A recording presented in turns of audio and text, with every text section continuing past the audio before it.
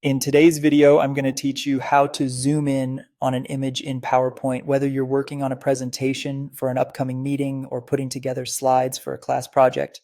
Knowing how to effectively zoom in on your images can be incredibly helpful in highlighting important details. So let's dive right in and get started. First, you'll want to open your Microsoft PowerPoint file. If you're already familiar with PowerPoint, you likely know how to get to your desired file. If you're new to PowerPoint, don't worry. Simply navigate to where your file is saved and double-click to open it. You'll find yourself looking at the slide you'd like to work on. Now, the next step is to make sure you're in the right view mode for editing. What you want is the normal view, which is PowerPoint's default mode when you open a presentation.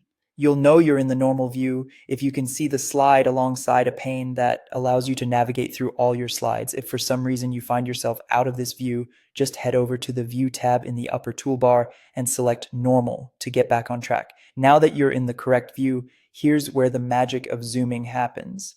Begin by holding down the Control key on your keyboard. You might want to get comfortable with this step because it forms the basis of how you'll control the zoom.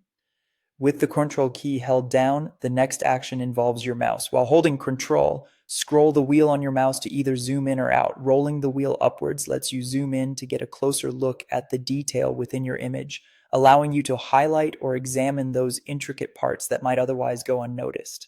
If you accidentally zoom in too much or need to bring things back into a wider view, simply roll the mouse wheel downwards while still pressing the Control key. This zooms out and gives you a broader perspective. And that's all there is to it.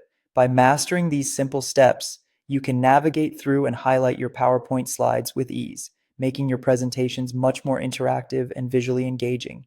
It's a great little trick to have in your PowerPoint toolkit, especially if you need to draw attention to specific parts of an image or just require a focused view while editing. Thank you for watching, and I hope you found this tip helpful.